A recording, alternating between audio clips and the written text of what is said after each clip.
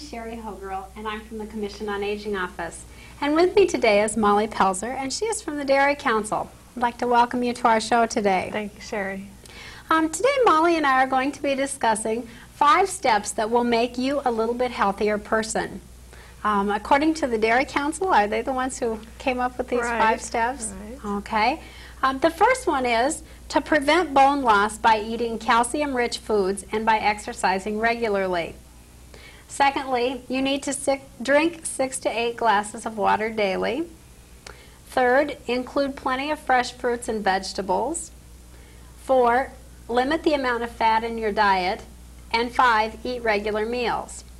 Molly, I think we're going to have to depend on you a little bit to enlighten us on these 5 facts. The first one was to prevent bone loss by eating calcium-rich foods and by exercising regularly. Can you tell us a little bit about why calcium is important to us? Well, about 99% of all the calcium in your body is found in your bones and teeth, and it provides the structure for your bones and teeth. All right.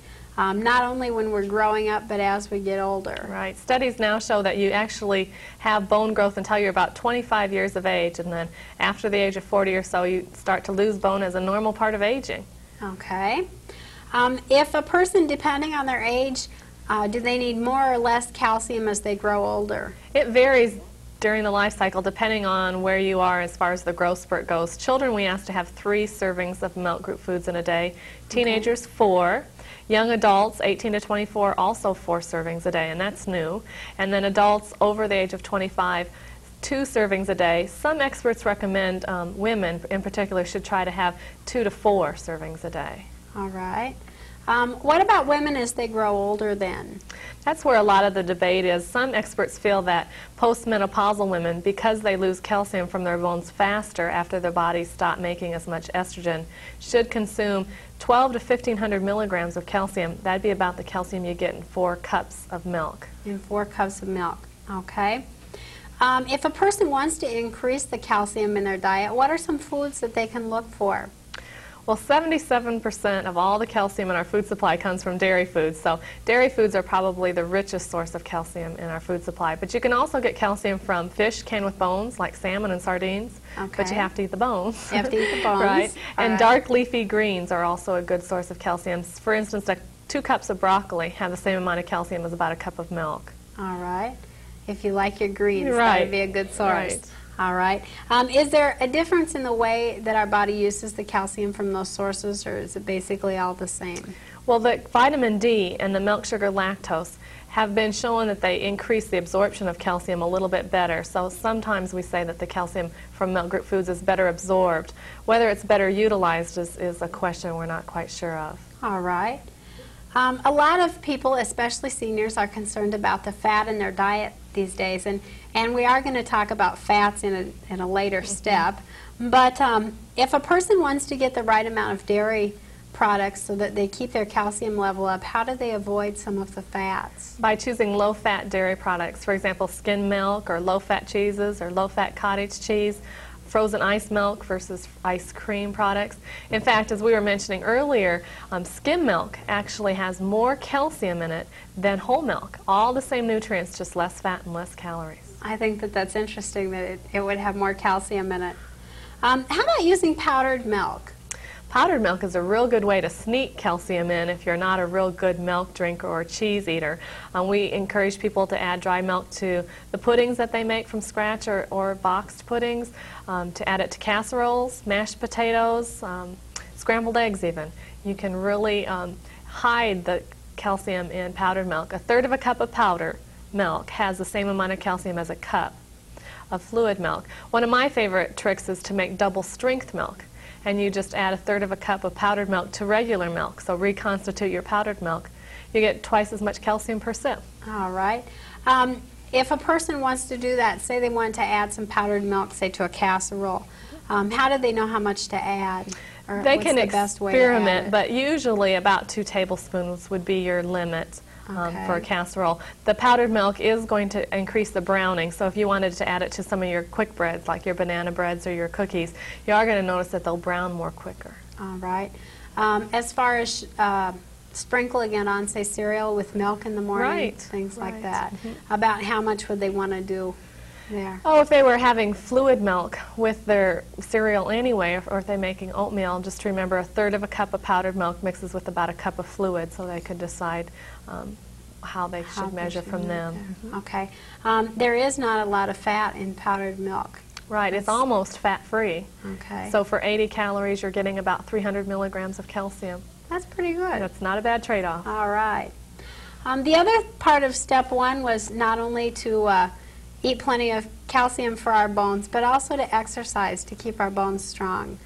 Can you tell us a little bit about exercise and how that... Your bones are like most other parts of your body. If you don't use them, you lose them.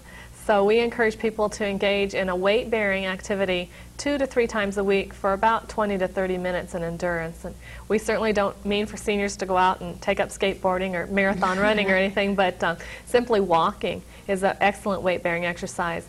Perhaps the only exercise that's real popular with seniors that isn't weight-bearing would be swimming because of the buoyancy provided by the water. All right. Okay. They'll find then that this will prevent the bone loss. Does it make bones stronger if people would take on an exercise program? Yes, it would. All right. The second step to becoming a healthier person was to drink 6 to 8 glasses of water daily. What does water do for us? Water does so many things that we just don't even think about. It's important for temperature regulation, it helps the kidneys work properly, and it's as important for seniors because as you age, your digestive fluids are diminished, your saliva in your mouth, secretions in your stomach, so that we find that we need to help our bodies out through digestion by drinking more water than before. Okay. There's no fat and calories, of course, in the water. That's right, that's right. Is there any difference between like the bottled water and water out of the tap or anything like? Does the Dairy Council have any recommendations there? As a dietitian, sometimes we get asked those questions about bottled versus tap water. One of the major pros for the tap water from the municipal water source is that it is fluoridated.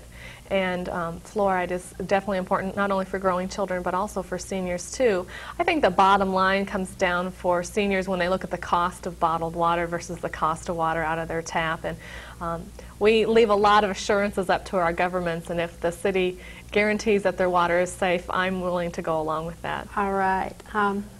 One other thing that's funny about water, I just read recently, if you don't drink water, your body will retain water.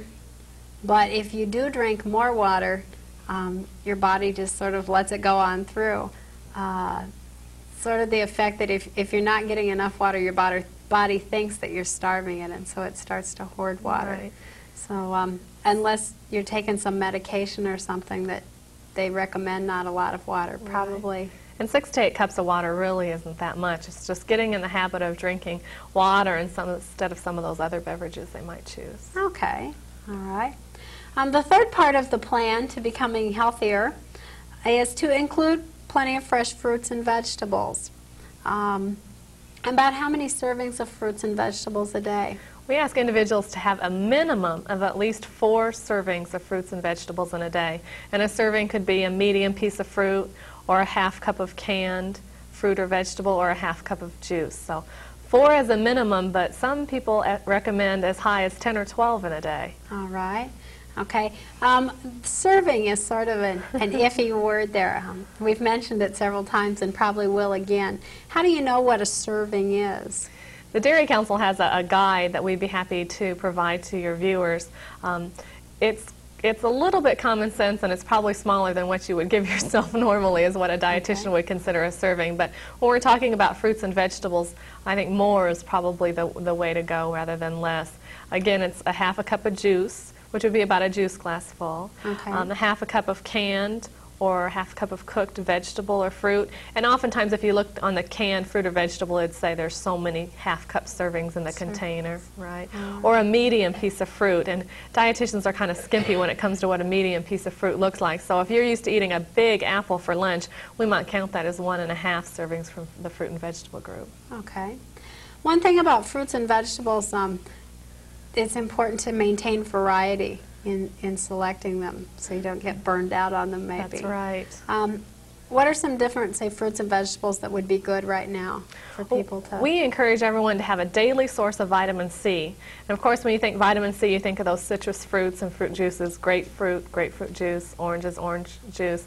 But there are also some other good sources. Strawberries are a good source. 3/4 of a cup of strawberries has the same amount of vitamin C as a half cup of orange juice. Okay. Green peppers. Potatoes and tomatoes are good sources.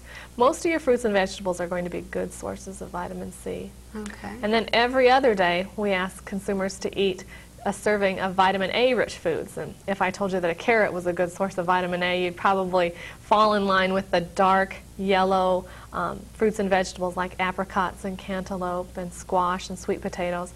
Or the deep leafy greens again. Those things that were good in calcium are also good in vitamin A, too. Okay. Okay. Vitamin A, I believe, is what keeps all your digestive, the skin or whatever. Healthy membranes and yeah. skin, right? And being able to see at night, too. And oftentimes parents will say, eat your carrot so you have healthy eyesight, but it's at night especially. It's at night that it really does help. So the wider variety of fruits and vegetables that you can eat, you know, Brussels sprouts. I understand President Bush banned broccoli from Air Force One, but broccoli is a great vegetable. That's my favorite food. Artichoke, cauliflower, kiwi fruit, you know, really to treat yourself to a wide variety. And as the gardening season and summer approaches, I think we're more apt to do that as the produce becomes less expensive and more available. Okay. One thing that people are concerned about these days is getting enough fiber in their diets. And fruits and vegetables, I believe, are excellent sources of fiber. They are promoted as a health prevention or health promotion type angle.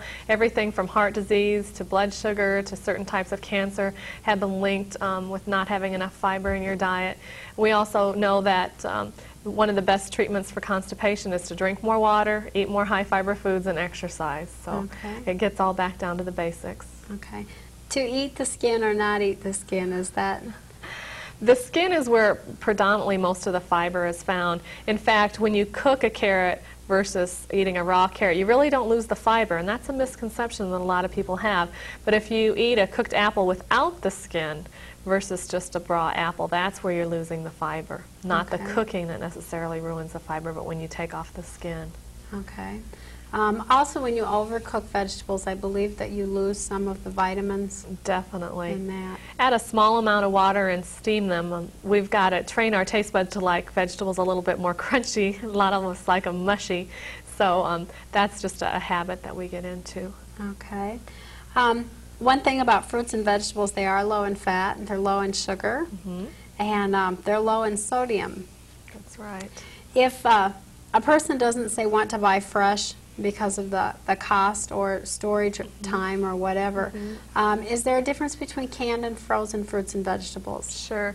The canned varieties typically have more sodium in them. But for individuals who aren't on a real strict sodium regulated diet, we just encourage them to not add salt than when they cook. For those who must avoid sodium, there are the lower sodium canned products available. Frozen vegetables without added seasoned sauces would be low in sodium. And we need to mention the dried fruits, too, at that point, that sometimes, depending on what the supermarket special is that week, they can also be an excellent buy for consumers. I was just reading in the paper, a gentleman ate a dried apricot, and it rehydrated somehow in his system, and he was choking on it. And so he seemed to think that the producer should put warning labels on the, the dried fruits. Small bites and chew well. Yeah, small bites and chew well. That's just what he thought, too. I thought that was rather interesting. The fourth step on our lifestyle for a healthier you was to limit the amount of fat in your diet. And we talked about this a little bit, but there's so much controversy about fat and whatever. I think one of the big misconceptions is fat versus cholesterol. For many years, when I was in school, we taught people how to count milligrams of cholesterol in their diets, and that was the protocol for someone who is at high risk for heart disease. And as the years have passed, we found that since the body makes about 70% of the cholesterol in your body, if you eat less, it'll make more. So that was kind of the backdoor approach, and it's not working. What we're encouraging people to do now is to count the grams of fat that they eat. Okay. The difference between fat and cholesterol also, cholesterol is just from animals, Right. Fat can be found in foods of both plant and animal origin.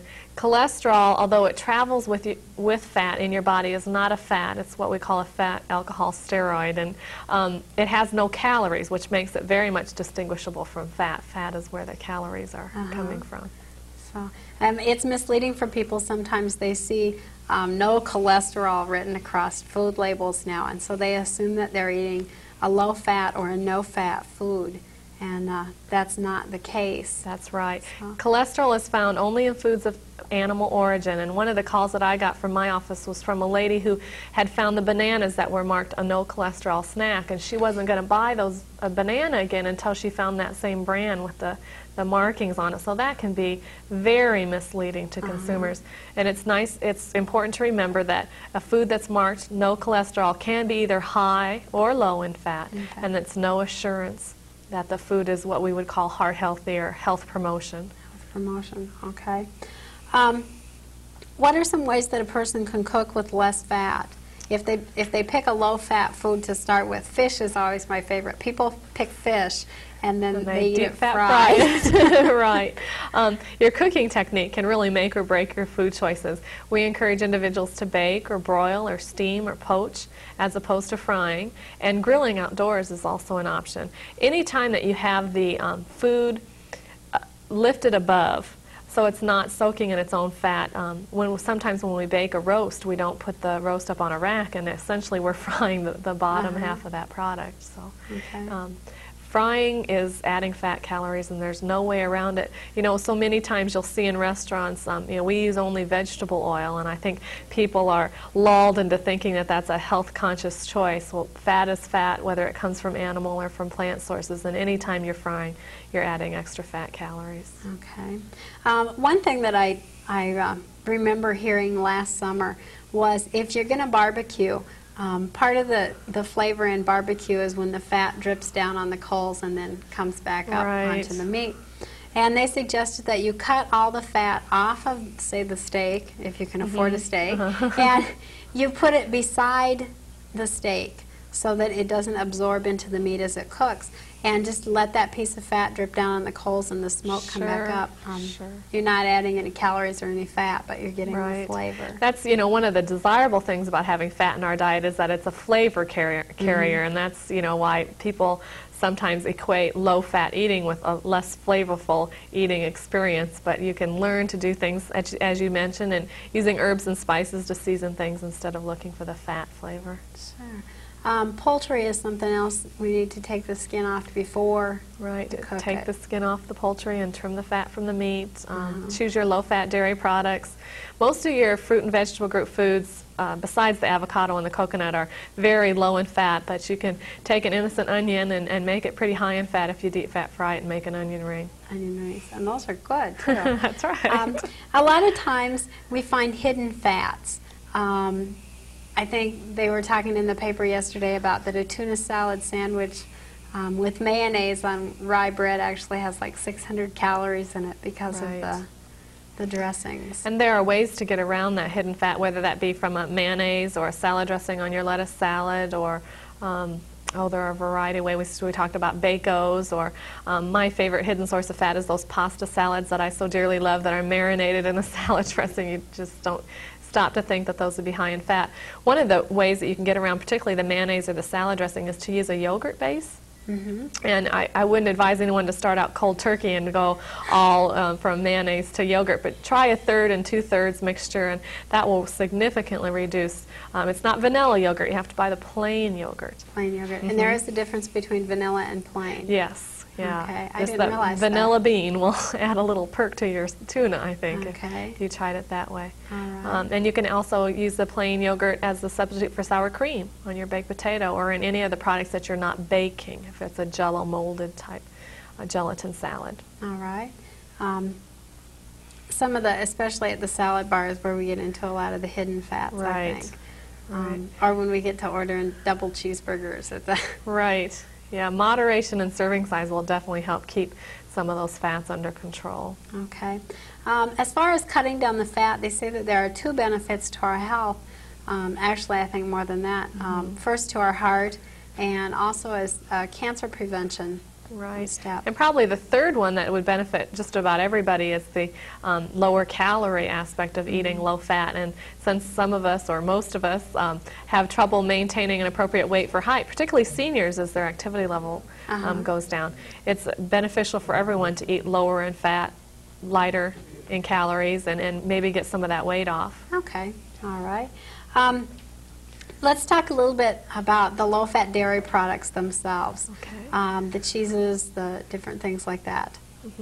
The low-fat dairy products have had some or most of the fat removed, and the nice thing about that is when they remove the fat, they don't remove any of the other nutrients. So, for example, we use the skim milk example, and it has just as much calcium, actually more, than the other varieties. Low-fat cheeses are available. Many, many different brands and processors are marketing their lower-fat cheeses. The frozen desserts, the frozen ice milk instead of the premium ice creams is an option. All right. Many, many things to look for. Okay. I found it rather interesting that there's a difference between ice cream and premium ice cream. Right. As far as fat, there's quite a big difference. Right. The premium ice creams are going to run you about 16% fat, and you know that's really going to slide down and taste really good. And the frozen ice milks are closer to like 4%. Fat. So you kind of pick your tool and depend on if you want a big serving or if you want just a little serving. A little serving. As far as cheeses, which cheeses are lower in fat? Which cheeses are higher in fat? Typically, the lighter the color of cheese, the lower in fat it is. So like a mozzarella cheese, particularly if it's skim milk mozzarella or part skim milk mozzarella, Swiss, Colby, those types of cheeses are going to be lower in fat than the dark yellow, orange type cheeses. But now the cheese processors are learning that consumers are looking for the lighter cheeses, and they are preparing cheeses like cheddar that are typically higher in fat and finding some way to make them a little bit lighter. Okay. Some interesting ways that people can use cheese, say, as a dairy or as a serving size, a calcium serving. What are 1.5 ounces of cheese would have the same amount of calcium as 1 cup of milk. So when we look at the individually wrapped cheese slices, it's usually about 1.5 of those would be considered a serving. An ounce of cheese is usually about 1.25 inches by 1.25 inches. All right. Okay. The ricotta cheese and the cottage cheese. Right, are good substitutes. Okay. Thanks for reminding me of that one. That's fine. And also for those people who like cream cheese a lot, there's a product called Muscatine cheese. It's spelled a little different. It's French in origin. It's Neufchatel.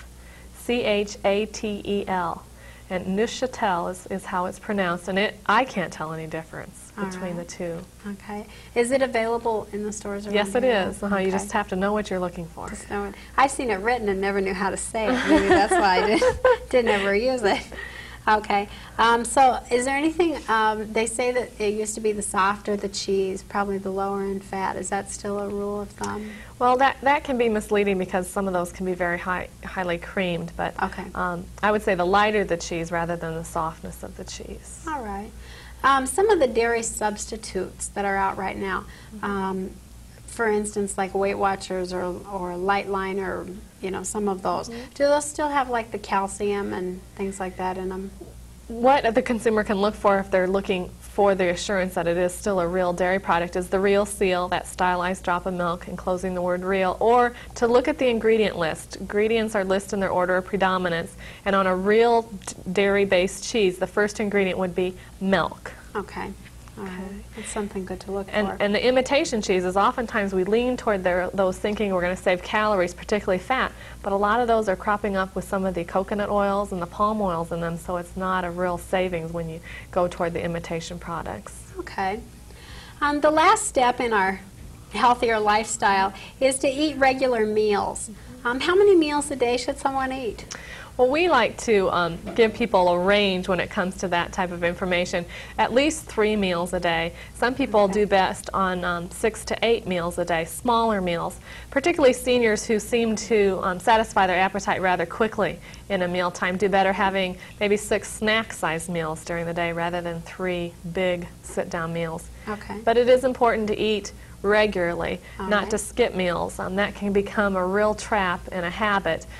Your body needs those nutrients to stay healthy and for energy, and you got to take care of yourself and eat right. Okay.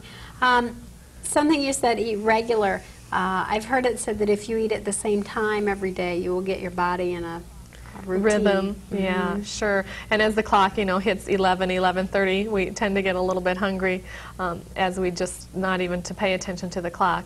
I think the most important thing about regular meal times, particularly for seniors and for very young children, is that you can anticipate that you will have that routine and that you will get something to eat. Okay. They say that it takes about 20 minutes to feel full. Right. I often marvel at that. When you put your hand next to a hot match, you can go back instantly. But it takes 20 minutes for the message to get from your stomach to your brain that you're full. And part of the reasons, or part of the rationale behind that is that you should eat slowly. I mean, imagine how much food you can eat in 20 minutes before you get that taken care of. So particularly when we're concerned about weight consciousness, we always ask individuals to eat more slowly. All right. About how many servings we can go through. The Dairy Council, by the way, has this nifty little chart, and it helps you plan your meals or your servings per day. It comes with a pen that you can write on the squares what you ate every day, and it will wipe off. So it's a little daily food record that would help you keep score of how you're eating, and we'll be glad to send that to someone if they were interested. Okay, and you can tell us a little about this. This comes with it. This is one of the foundations of the Dairy Council information. It's called the Guide to Good Eating, and it reviews the 4 food groups: milk, meat, fruit, vegetable, and grain. It gives information on serving sizes, as we had mentioned earlier, and tells how many servings you should have in a day. Okay. It also talks about combination foods in figuring your servings. Right. You want just Well, a little bit about here that? in the 1990s, we really eat combinations of foods, and so when you get to something like a casserole or a pot pie or even a canned stew, how does that break down to the 4 food groups? Well, if combination foods are made up of 2 or more of the 4 basic food groups. So a grilled cheese sandwich would have bread from the grain group and cheese from the milk group, and a taco would be shell from the grain, lettuce and tomato from the fruit vegetable, meat from the meat group, and cheese from the milk group. So you kind of have to be a detective and decipher all of that out. Decide what else in there, okay. According to the chart that we have here, it says that the average adult needs 2 servings from the milk group. Those are in a little bit bold color compared to the rest of the line over. You can eat more than 2 servings a day. 2 from the meat group, Right. 4 from the fruit and vegetable group, 4 from the grain group, and others category. Do you want to just explain Unfortunately, what we don't others make is? There are recommendations there are no on recommendations. that. Others categories foods include the fats, sweets, and the oil. So things like the salad dressing we were mentioning, a donut, a gumdrop, a piece of candy, those types of foods. They certainly all make eating more enjoyable, but there's no recommended number of servings because they're not necessary for good health. They just make eating more enjoyable. More enjoyable. All right. I'm hoping with the new fake fat that they have out on the market that helps that a little bit. Well, we've learned a lot today as far as filling us in. I'll just go through the 5 steps to a healthier you one more time. To prevent bone loss by eating calcium-rich foods and exercising regularly. Drink 6 to 8 glasses of water daily. Include plenty of fruits and vegetables. Limit the amount of fat in your diet. And eat regular meals. Molly, if someone is interested in getting either the chart that they can help keep track of what they eat or the Guide to Good Eating, how do they get a hold of that? My telephone number in Davenport is area code 319-391-2384. All right. And they just need to give you a call and tell them? Right, and we'll get the information that they need to them. All right. That's helpful, I'm sure, to people who have decisions to make about what to eat. So I'd like to thank you for being with us today. Thank you, Sharee. And hope you can come back and visit again sometime. I'll look forward to that. Thanks. All right. Thank you for watching today.